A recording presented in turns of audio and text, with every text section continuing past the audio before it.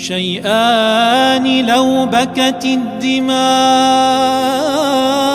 عليهما عيناي حتى تأذنا بذهابي لم تبلغ المعشار من حقيهما فقد الشباب وفرقة الأحباب.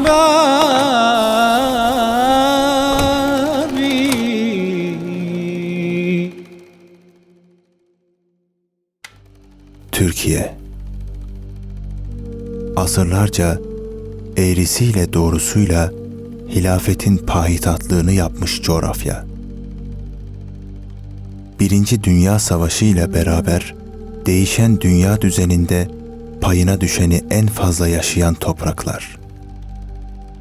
1920 tarihinden itibaren hilafet düzeni başta olmak üzere İslam dinine dair her hakikatin baskıyla yok edilmeye çalışıldığı ülke. Kaybolan devlet otoritesini yeniden tesis etmek için yönetime el koymak zorunda kalmıştır. 80 darbesinden sonra adım adım açığa çıkan muhafazakar İslami söylemler, 90'ların ilk yarısında iyice belirginleşmiş, kendini göstermişti. Bu gördüğünüz evrak yeni hükümeti kurmakla görevlendirildiğimize dair olan Sayın Cumhurbaşkanı'nın görevlendirme yazısıdır. Muhafazakar bir partinin iktidarı sırasında kendini her zaman sistemin asıl ve mutlak sahibi addeden bir güruh, 28 Şubat postmodern darbesiyle dönemin başbakanını kerhen istifaya zorlamıştı. Hepinizi alnınızdan öpüyorum. Yolunuz açık olsun. Allah'a emanet olunuz. Bu darbeyle beraber toplumun her kesiminde adeta bir mütedeyyin avı başladı. Şeriat yanlısı gösteri yapmak isteyince polis müdahalesiyle karşılaştı. Zulmün her türlüsü ülkenin dört bir yanına yayılmıştı. İnsanların birbirlerine tahammülü kalmamış, kimliklerinden ötürü zulüm görmeleri normalleşmişti. İyi yetiştiğinize yürekten inanıyorum. Mesleğinizi uygularken ya da özel yaşamınızda bilimin kılavuzu dışında hiçbir kılavuz tanımayacağınıza da aynı şekilde inanıyorum. Üniversitelerde başörtülü öğrenciler gözaltına alınmış, özgürlük ve hoşgörü anlayışıyla övünen bir zihniyet, İslam'ı çağrıştıran hiçbir imgeye tahammül edemez hale gelmişti. Polis dayağı Nuray Bezirgen adlı öğrencinin bebeğini kaybetmesine neden oldu. Hiçbir zaman Müslüman kadınlarımızın baş örtülerine uzanacak Namaz ibadeti dahi bir terör eylemi olarak günlerce medyada konuşulmuştu. Kitle namazları kılınıyor. Yaklaşık 50 çocuk cuma namazı kılıyor. Hepsinin üzerinde okul üniforması var. Bu baskı ve yıldırmalar sonucunda bir süre istikrarsız yönetimle sınanan ülke, yaşadıklarının akabinde dünün mazlumlarının iktidara gelmesini sağlamıştı. Bu değişim sonrası derin bir nefes alan halk, kötü günlerin artık geride kaldığına inanmıştı. Fakat dünün mazlumları kısa sürede yeni mağduriyetlere imza atan bir iktidar konumuna gelmişti. Üstelik elinde daha büyük bir koz ve asıl niyetini gizleyen göz alıcı bir maskesi vardı. Muhafazakarlık. Bugün Türkiye'de geçmiş dönemde olduğu gibi modern bir 28 Şubat süreci yaşanmaktadır. Aslında bugün hala 28 Şubat sürecinin kalıntılarının devam ettiğini görüyorlar. Bu yeni dönemde de zulme en fazla maruz kalanlar hiç şüphesiz İslami yapılar oldu. Bu ülkede İslam'dan bahsetmek neden suç oluyor? Tevhid ve sünnet camiası da bu yapılardan biriydi. Bunda şaşırılacak bir durum yoktu. Çünkü insanların iliklerine kadar işlemiş olan korkunun hakim olduğu o günlerde bir İslam davetçisi senelerdir dönen çarkı bozup hakkı haykırmaktan geri durmuyordu. O, kınayıcının kınamasından korkmadan birçok kesimin bahsetmeye çekindiği hakikatleri cesurca haykırdı. Kendisinden başka ilah olmayan kim? Kendisinden başka Rab olmayan kim? Davet edildikleri şey, hilafet topraklarının varislerine ağır geldi. Öyle ki, asırlardır değişmeyen yöntemleriyle saldırdılar. Teklifler sundular, tehditler ettiler, iftiralar attılar ve hapsettiler. İlk olarak 2008, 2011 ve 2014 yıllarında El-Kaide adı altında baskılara maruz kalan camiamız, El-Kaide'nin dünya popülaritesini yitirmesi ve IŞİD'in adını duyurmasıyla beraber 2015 yılından itibaren de bu örgütle irtibatlandırılmaya başlandı. Sistem, bu iftiraları Türkiye ile sınırlandırmayıp, dünya basınına yayma çabasına da girişmişti. His name is Abu Hanzala. Cet homme s'appelle Ebou Hanzala, de son vrai nom Khalis Bayanjouk. À côté de lui, son épouse. Nous sommes curieux de savoir si les fidèles d'Ebou Hanzala sont encore actifs au sein de la rédaction du magazine Tevdit, situé dans le quartier de Güneşli. Outre des textes religieux, ces magazines contiennent clairement des incitations à la haine de l'Occident et de la démocratie. Oysa hakikat belliydi. Tevhid ve sünnet camiası, tüm peygamberlerin ortak davetini insanlara ulaştıran, toplumu ihya, irşat ve inşa etmek için çalışan bir avuç fedakar yiğitten müteşekkildi. Bir sünnetullahın daha vuku bulma zamanıydı. Tüm rasullerin ve arkadaşlarının başına gelenler, parolaları hasbunallah olan bu yiğit topluluğun da başına gelecekti. Tarih tekerrür ediyordu. İslam davetçileri ne zaman hakkı açıktan anlatmaya başlasalar, haklarında bir delil olmamasına rağmen hemen bazı örgütlerle alakalı gösterilip yıllarca cezaevlerine tutularak susturulmaya çalışılırlar. Ebu Hanzala. Ebu Hanzala'yı size tekrar hatırlatayım. Ebu Hanzala biliyorsunuz. Medyanın türlü karalama ve kısıtlamalarına rağmen vicdan sahibi bir azınlığın bu hakikatleri ve yaşatılan zulümleri dillendirmesi de bir gerçekti. Evet, gece gündüz müminlere tuzak kuran, gücü ve sultayı elinde bulunduranların Hubel ve Uzzaları vardı. Lakin müminlerin de Mevlası vardı.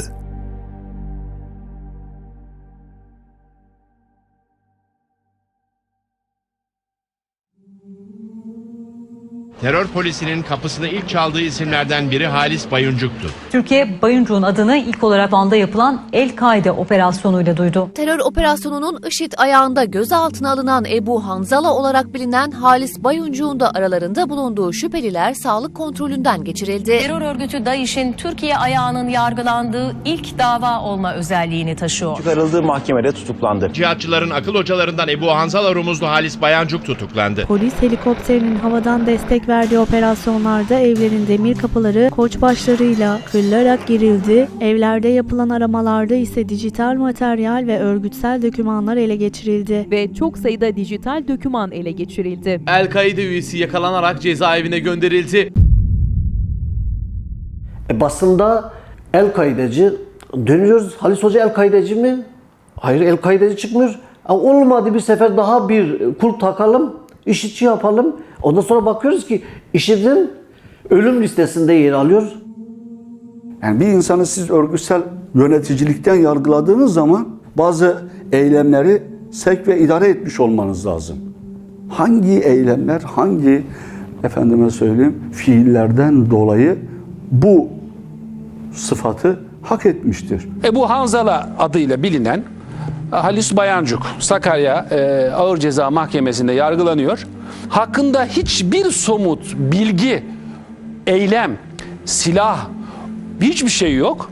Şimdi biz birilerini hapiste tutmak istiyorsak biz buna çok kolay gerekçe bulabiliriz. İhanet olur, işbirliği olabilir, iltisak olabilir, 5. kol faaliyeti olabilir. Hani denilse ki bu adam işte şurada bir patlama yaptı veya şurada bir patlama yapıldı, emri veren bu kişidir veya işte şöyle bir eylemin içerisine dahil oldu. Bugüne kadar kürsüye çıkıp insanlara dini anlatmaktan başka hiçbir şey yapmadı. Ne yapıyor bu adam? Bu adam davetçi, bu adam hatip, bu adam vaiz, bu adam İslam bir tebliğ yapıyor.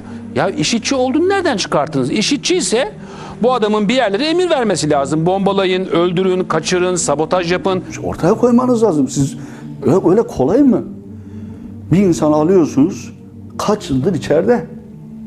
Kaç yıldır içeride ve hücrede tek başına bırakıyorsunuz. Bakın tek başına kalıyor. Bu zulüm değil mi? Kitap okumak istiyor bir Müslüman. İstediği kitapları vermiyorsunuz. Engel oluyorsunuz. Başka insanlarla en azından konuşabileceği, paylaşabileceği ortamlara koymuyorsunuz. Mektuplarını vermiyorsunuz, mektuplarını ulaştırmıyorsunuz. Görüşmelerde, aile avukat görüşmelerinde sıkıntı, zorluklar çıkarıyorsunuz. Bunların hepsi tek tek zulümlerdir. Bugün ulusal bir haber kanalı IŞİD'in Türkiye sorumlusu şeklinde Halis Boyancuk hocamız hakkında haber yapabiliyor. Aynı ulusal haber kanalı hemen 5 gün sonra 1 Mayıs 2018 tarihinde El-Kaide'nin Türkiye sorumlusu içerikli tekrardan haber yayınlamış bulunuyor. 5 gün önce IŞİD sorumlusu derken 5 gün sonrasında El-Kaide sorumlusu diyor. Ama mesela en çok dikkatimi çeken, bana en garip gelen şeylerden bir tanesi Halis Bayancuk hem El-Kaide'nin hem de IŞİD'in Türkiye sorumlusu olmaktan suçlanıyor. İlk ikisinde El-Kaide Türkiye liderliği, son operasyonda ise IŞİD Türkiye liderliği gerekçesiyle tutuklanmıştı. Hiç kimse de medya camiasından çıkıp da sizin bu söylemiş olduğunuz iki örgüt birbirleriyle savaşan, birbirlerinin kanını döken iki gruptan ibarettir. Nasıl oluyor da Halis Bayancuk hem El-Kaide'nin hem IŞİD'in sorumlusu olabiliyor? Birinde El-Kaide'nin Türkiye sorumlusu olarak, diğerinde ise IŞİD'e eleman kazandırmakla suçlandığını belirtti ve iki örgütün birbiriyle savaştığını, birbirine düşman olduğunun altını çizdi Bayancuk. Birbirine zıt, birbiriyle problemli iki yapıya müntesipliği bir kişiye ya da bir oluşuma isnat edebiliyor. Oradan dolayı yargılayabiliyor. IŞİD'in listesinde, terör listesinde ölümle baş başa kalan bir insanın aynı örgütte olması söz konusu değildir. IŞİD yanlılarının Halis Bayancık'a yönelik olumsuz görüşleri olduğu, hatta kendi aralarındaki yazışmalarda kafir olarak ilan edip öldürülmesine yönelik beyanatları olduğunu istihbarat raporlarından öğreniyoruz biz de. Hani bunlar varken örgüt yöneticiliği olarak suçlanması biraz tuhaf oluyor. IŞİD dediniz, aynı zamanda El-Kaide. Tamam, inceleyelim bakalım. Belki de öyledir yani. Ne yaptık? Silah var mı? Yok. Şiddet var mı? Yok. Örgütsel bir doküman var mı? Yok. Örgüt propagandası var mı? Yok. Bir örgüt lideri olarak talimat verip suikast, sabotaj, kundaklama var mı? Yok. 3 hafta yakın dosyaları inceledim. Bir taraftan da medyadaki haberlere baktım. Şimdi medyada İşte şu kadar bomba bulundu, şu kadar silah bulundu türünden haberler yapılmış. Ama dosyaların hiçbirinde bomba falan yok. Yani böyle silah, mühimmat şeyleri falan yok. Bir operasyon yaşadık. Bu operasyonda polis evlerimizi bastı. Haberlere çıkan saat 11 veya 12 gibi, operasyon sabah 5'te olmuş. Saat 12'de haberleri söylüyorum. El-Kaide'nin Türkiye sorumlusu yakalandı. 500 kilo patlayıcı yakalattılar. Şu kadar uzun namlulu silah çıktı, örgütsel doküman çıktı. Bunlar basının yaptığı şeyler. Biz bunu habercilere sorduğumuzda diyorlar ki polis muhabirine bu bilgiyi geçer.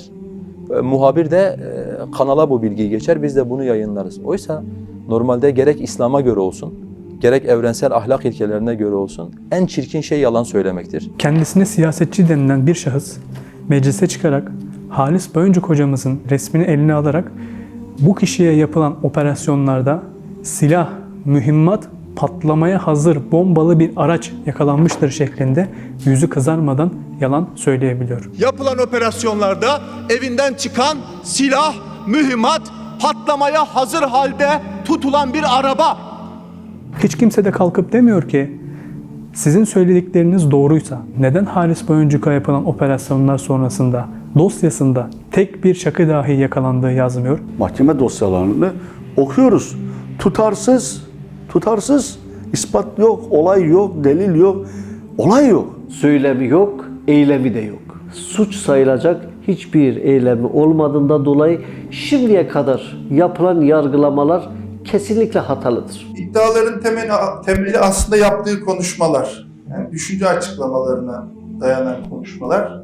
O kendi düşünce açıklamalarını açıklarken İddianamede de bunlar suç unsuru olarak yer alıyor. Bahsettiğiniz şekilde hiyerarşik yapı, diğer eylemlerle ilişkilendirilme hiçbir şekilde iddianamelerde söz konusu değil. Zaten siz de incelediğiniz için gördünüz. Sorun şu, yaşamış olduğu din ve insanlara anlatmış olduğu din şu anda mevcut sisteme aykırı, mevcut anayasal düzene aykırı olduğundan dolayı hocamız şu anda sanki suçluymuş gibi lanse edilmekte. Oysa anlatmış oldukları tamamen fikir özgürlüğü demiş oldukları şeyin içerisine dahil olmakta.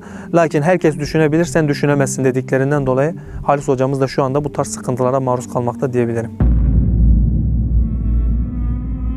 Halis Bayancı'nın yargılandığı davalara genel olarak baktığımız zaman şöyle bir manzara karşımıza çıkıyor. Farklı yerlerde farklı suçlamalarla açılmış pek çok dava var. Ve bu dosyaların içeriğine de bakıldığında aslında dosyaların içeriğinde somut anlamda cezalandırmaya konu olabilecek herhangi bir delilin bulunmadığını, daha ziyade medyatik yönlendirmeler eşliğinde oluşan kamuoyu baskısıyla açılmış davalar olduğunu ya da en azından yönlendirmeler sonucu açılmış davalar olarak görülebileceğini düşünüyoruz. Muhalif olduğu için insanları terör örgütü üyeliğiyle suçlamak, ortadaki herhangi bir somut delil yokken, herhangi bir şiddet eylemi söz konusu değilken ve buna işaret edecek herhangi bir gösterge de mevcut değilken terör örgütü üyeliğiyle suçlamak ve bundan dolayı cezalandırmaya kalkmak, olmayan deliller üretmek, olmayan bir takım delilleri adeta zihinlerde üreterek insanları bunlarla suçlamaya çalışmak sadece haksızlık, hukuksuzluk ve mağduriyet üretir. Ebu Hanzala ve Tevhid dergisi cemaatinin de şu anda karşı karşıya kaldığı durum birebir bu anlamdaki hukuksuzluğu yansıtmaktadır. Bu noktada somut deliller olmaksızın, insanların beyanlarına dikkate almaksızın yapılan bu yargılama usulleri ve uzun yıllara dayanan mahkumiyetler, cezalandırmalar bizatihi zulüm olarak görülmeli ve bununla alakalı olarak kamuoyu da bu yanlışa dur demelidir. Çok net söylüyorum. Yani getirselim dosyayı, işte içinde 4 hukukçu, 5 sosyolog, 6 alim olsun.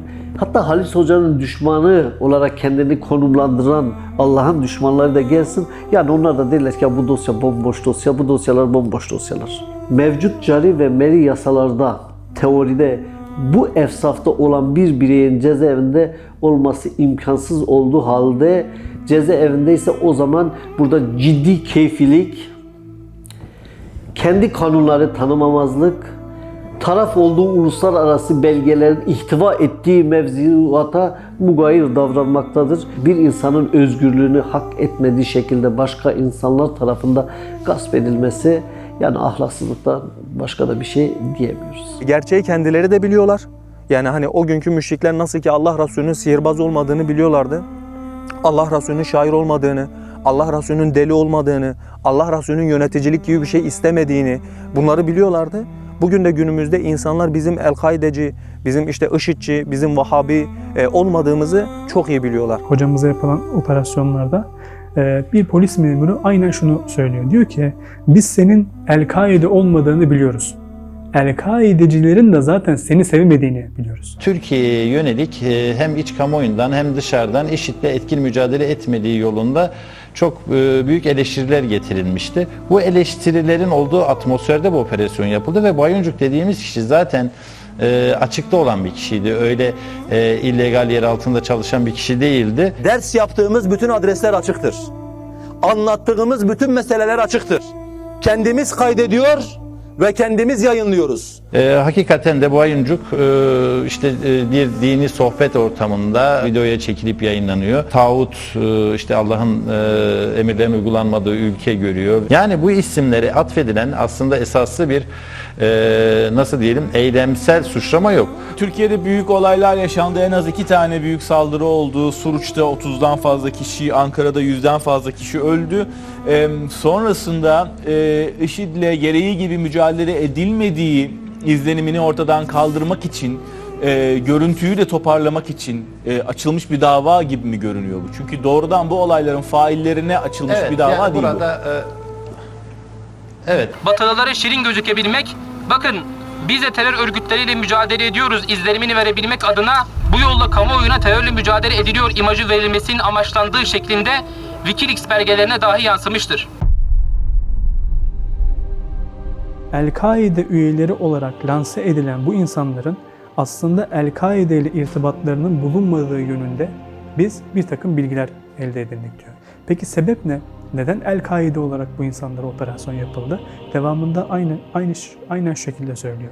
Bilakis tutuklamalardaki El-Kaide tabirinin örgütle organik bir bağı olup olmadığına bakılmaksızın İslami radikallerin tümünün yakalanmasında hem polisin hem de basın tarafından bu kelimenin kullandığı görülmüştür şeklinde Wikileaks belgelerine yansıyan bir raporda metin geçmektedir. Bu Müslüman bildiği, gördüğü, okuduğu, inandığı şekilde tavizsiz bir şekilde bunu yaşamak istiyor, yaşamaya çalışıyor. Bunun sonucu zindan olur, cezaevi olur, ne olursa olsun önemli değil benim için. Yoksa diğer beşeri hukuktur, ideolojilerdir. Bunlar beni ne bağlar, ne benim kutsalımdır. Benim kutsalım zaten Allah tarafında kutsal tayinan şeylerdir. Daha acı tarafı ise şu, İslam'a düşman çevrelerin oluşturmuş olduğu bu algıya kendilerine dindarım diyen, Müslümanım diyen, işte muhafazakar, İslami çevrelerinin de inanıyor olmasıdır. Peki ya o gerçekten öyle değilse, o zaman bu gördüğü zulümden sana pay yok mu? Bunu her Müslümanın düşünmesi lazım. Halis Bayancuk Hoca, 2017 yılında Sakarya'da başlatılan bir soruşturma kapsamında tutuklanmıştı. Sakarya 2. Ağır Ceza Mahkemesi, yaklaşık 1 yıllık yargılamanın ardından Halis Hoca'ya örgüt yöneticiliği suçlamasıyla 12,5 yıl ceza vermişti. Ancak birkaç ay içinde İstinaf Mahkemesi bu cezayı Halis Hoca hakkında aynı içeriğe sahip birkaç farklı dosya olduğu ve bunların bir arada görülmesi gerektiği gerekçesiyle bozmuş ve dosyayı ilgili mahkemeye göndermişti. Dosyanın yeniden görüleceği duruşmada Halis Hoca'nın yanında olmak için Türkiye'nin dört bir yanından sevenleri Sakarya'ya akın etmişti.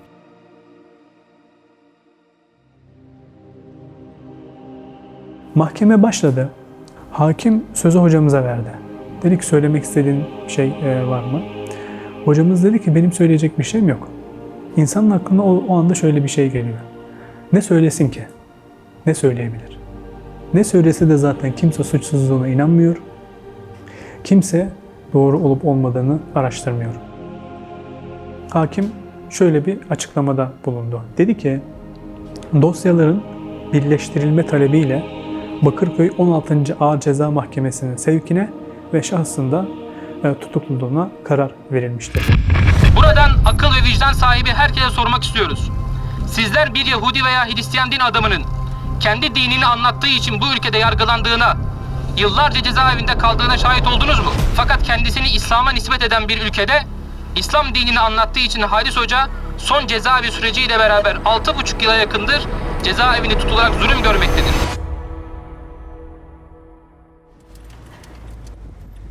Günler günlere eklenmiş, yeni bir duruşma günü gelip çatmıştı.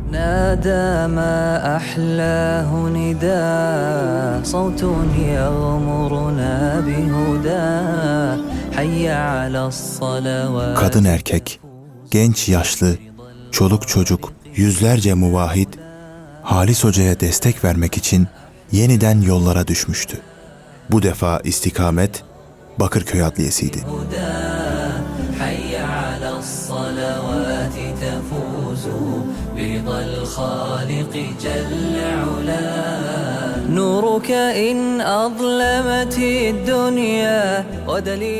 Duruşma başladı. Hepimizin malumu mahkeme sonucu hocamızın tutukluluğunun devamına karar verilerek bitti. Duruşma salonunda sert bir insan görmedik. Ezgin ve çürük bir karakter de görmedik. Sinirli de değildi. Gayet vakur, baş eğmeyen, kendi bildikleri doğruları söyleyendi. Birçok siyasi dava girdim. Belki Türkiye'de benim kadar siyasi davaların çeşit ve sayısına göre giren yok. Hiçbirinde o hazzı alamadık. Ya biz dedik ki yani yıllarca bir savunma yapıyoruz, böyle bir savunma yok. Bir reddedişin birlikte insanların karakteriyle oynamadan reddedişin içerisinde bir de çağrı mevcut.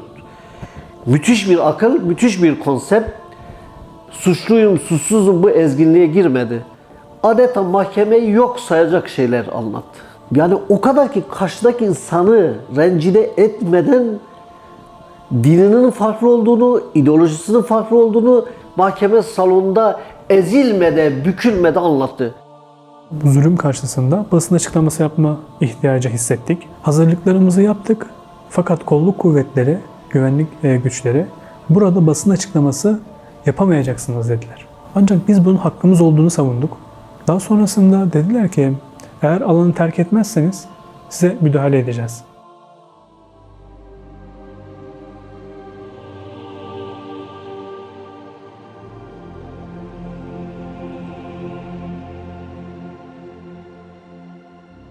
Bir anda kalabalığın, Müslüm topluluğunun arasına girdiler ve bir grubu yukarıya sevk ettiler, diğer grubu aşağı sevk ettiler. Ve zulüm.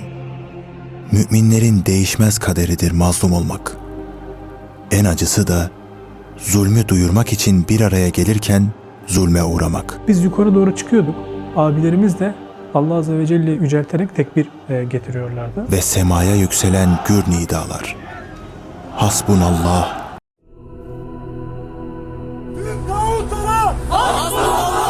Tüm zalimlere hasbunallah. Karanlık şeytanlara hasbunallah. Atılan iftiralara hasbunallah. Kurulan tuzaklara hasbunallah. Geçenin kanunlara hasbunallah.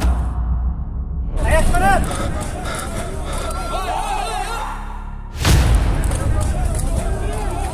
Evet, yine mümin bir topluluk, yine karşılarında zalim bir güruh ve kaçınılmaz son.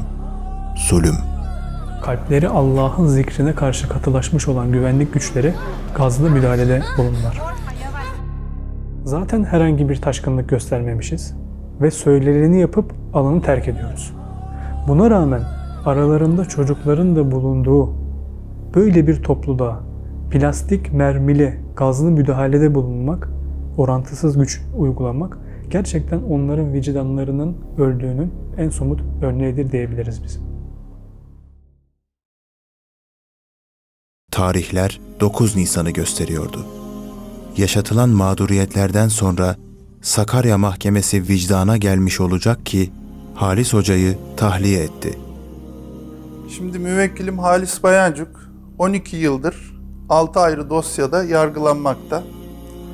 Bu dosyaların en son zinciri Sakarya 2. Ağır Ceza Mahkemesi'nde 3 yıllık tutukluluk süresiyle devam eden dosya. 9 Nisan günü yapılan duruşmada müvekkilim atılı suçun mahiyetinin değişebilir olması, tutuklulukta geçen süre, Avrupa Konseyi'nin korona sonrası yayınladığı ilkeler göz önüne alınarak tahliyesine karar verildi. Tahliye haberi meclisin gündemine de düşmüştü. Vekiller yoğun gündemlerini bırakarak Halis Hoca'nın tahliyesi üzerine konuşuyordu. Bu kararın üzerine savcılık tarafından itiraz edildi. İtirazı incelemeye yetkili olan 3. Ağır Ceza Mahkemesi tutuklamaya yönelik yakalama kararı çıkardı. Halis Bayancuk cezaevindeyken, yani daha tutuklamaya yönelik yakalama kararı infaz edilmemişken mecliste bu konu hakkında konuşmalar oldu. Bu gündeme HDP milletvekili Meral Danış Beştaş bu konuyu getirdi. Şu anda elimde mahkeme kararı var. 12 yıl 6 ay hapis cezası almış. Propagandadan da 1 yıl 6 ay 22 gün.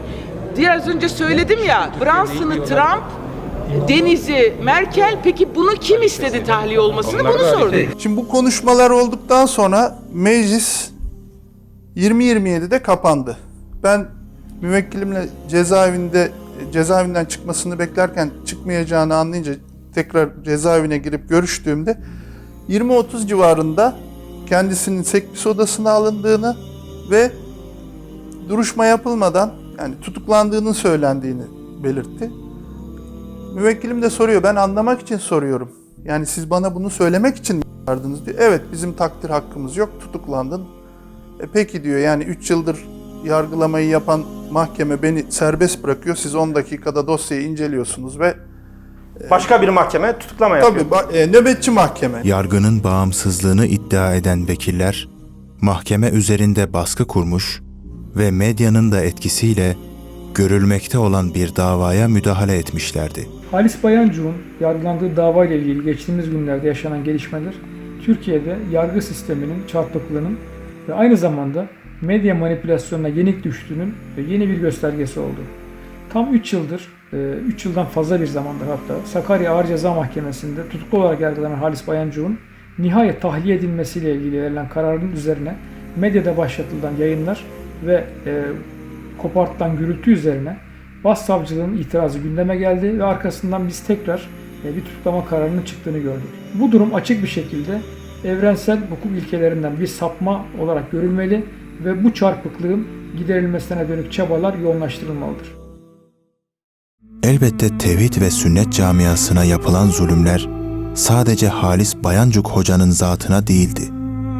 Her birkaç yılda bir Halis Hoca'yı seviyor, kitaplarını okuyor, konferanslarına katılıyor diye onlarca kişi gözaltına alınıyor ve hapsediliyordu. 2018 yılının Aralık ayında da aynı gerekçelerle Tevhid Dergisi camiasına operasyonlar düzenlenmiş ve yaklaşık 10 kişi gözaltına alınmıştı. 10 şüpheli gözaltına alındı. Bağcılar'da terör örgütü IŞİD'e yönelik eş zamanlı operasyon gerçekleştirdi. Operasyonda bir derginin temsilciliğinde arama yapılarak evrak ve bilgisayarlara el konulmuş, şüphelilerin IŞİD'in Türkiye sorumlusu olduğu öne sürülen Ebu Hanzala Kod adlı şahsa bağlı faaliyet gösterdikleri ifade edilmişti. Tutuklanan kardeşlerimizin bulunduğu Silivri Ceza İnfaz Kampüsü'nde ciddi hak ihlalleri yaşanmaktaydı. Ne yazık ki hala yaşanmaktadır. 7 kişi için inşa edilen koğuşlarda 40-50 kişinin kalması, kuruma Kur'an dahil olmak üzere kitap alınmaması, sağlık skandalları, görüş ve telefon kısıtlamaları ve daha onlarca hak ihlali. Bu hak ihlallerine bir yenisi ise onlarca gardiyan tarafından darp edilen kardeşlerimize yapılanları protesto etmek için Silivri Cezaevi'nin önünde bir basın açıklaması yapmak istediğimizde eklendi. Bizler de kardeşlerimizin yanında olduğumuzu hissettirmek için Silivri Cezaevi'nin önüne hareket ettik. Henüz cezaevine ulaşmadan bizden önce oraya giden abilerimizin gözaltına alındığını öğrendik biz. Toplamda 119 abimizi ve ablamızı, aralarında 20-30 tane de çocuk, 18 yaşın altında olan kardeşlerimiz de vardı. Onlarla birlikte Silivri'nin 2 ayrı karakoluna götürdüler. Basın açıklaması yapacağımız alana girmek için geldiğimizde jandarma yolun yarısını kesmişti. Tabii orada jandarma anons yapmaya başladı. Bu yaptığınız yasaya aykırıdır diyerekten.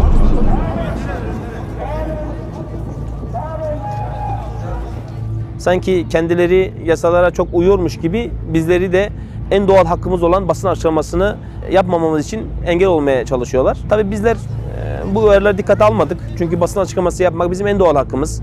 Ve hemen o alanda basın açıklaması yapmak için hazırlıklarımıza başladık.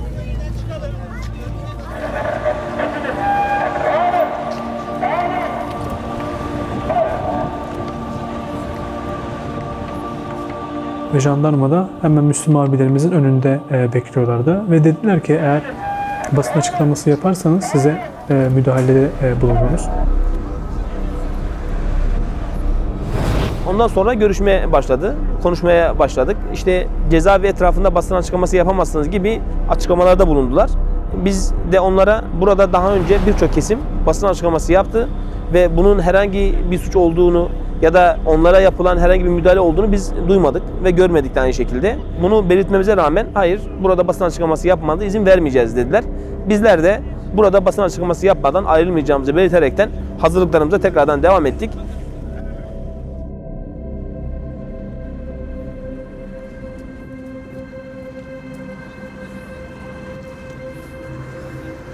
Ve tam basın açıklaması başlayacağı esnada Tomar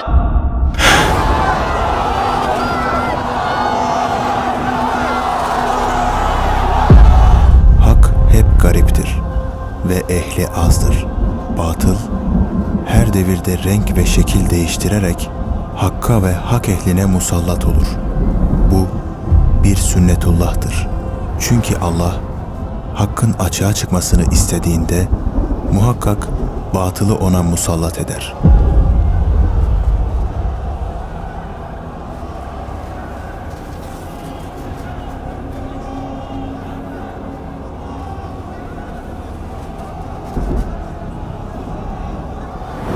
Mesaj netti. Yaptığımız zulümleri duyuramazsınız.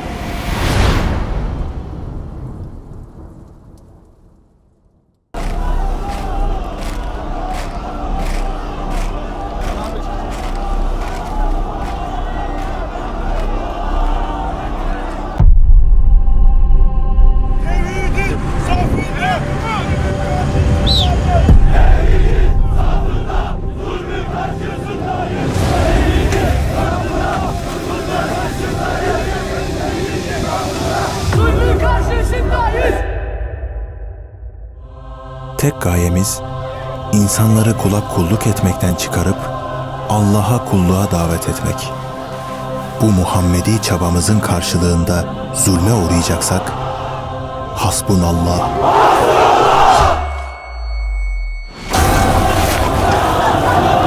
Allah biliyor ki bizler, bu ahir zamanda insanların akın akın cehennem yolunu istikamet edinmelerini dert edinmiş bir avuç iman ehliyiz. İnsanları sömürerek kendilerine koşulsuz itaat edilmesini isteyenlerin kurduğu sömürü çarkı bozuluyordu. Tevhid inancıyla tüm insanlığın huzur ve adalete kavuşacağını biliyor ve imtiyazlarını kaybetme korkusundan dolayı haktan ve ehlinden nefret ediyorlardı.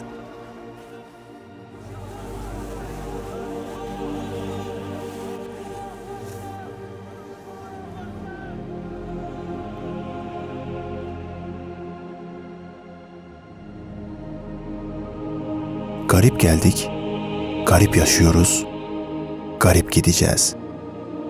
Bu gariplik, İslam'ın ve ehlinin kaderidir. Ve ne mutlu o gariplere, ne mutlu bunun anlamını bilenlere.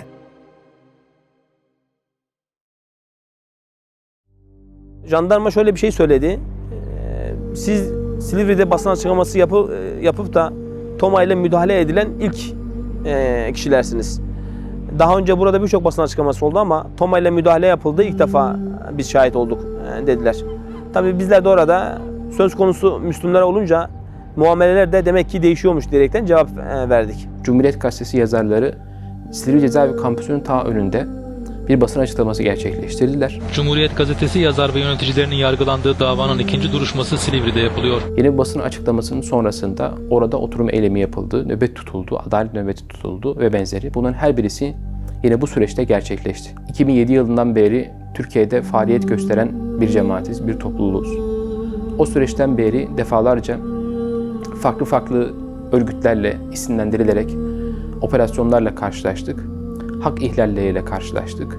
Zulme uğradık, mağdur olduk, mağdur edildik. İnsanların gündemine sokmak için orada basın açıklaması yapmak istediğimizde bu sefer biz de darp ediliyoruz. Yani neresinden tutsak elimize kalacak bir vakayla karşı karşıyayız. Bizim gayemiz, hedefimiz bu ihlallerin ortadan kalkmasıdır. Başta kardeşlerimiz olmak üzere, hocamız olmak üzere tüm mazlumların, mağdurların, bu mazlumiyetlerin, mağduriyetlerin bir an önce bitmesini Rabbimizden temenni ediyoruz. Müslimler için bu yaşananlar hak yolda ödenen bedellerdir. Bir fikrin bedeli.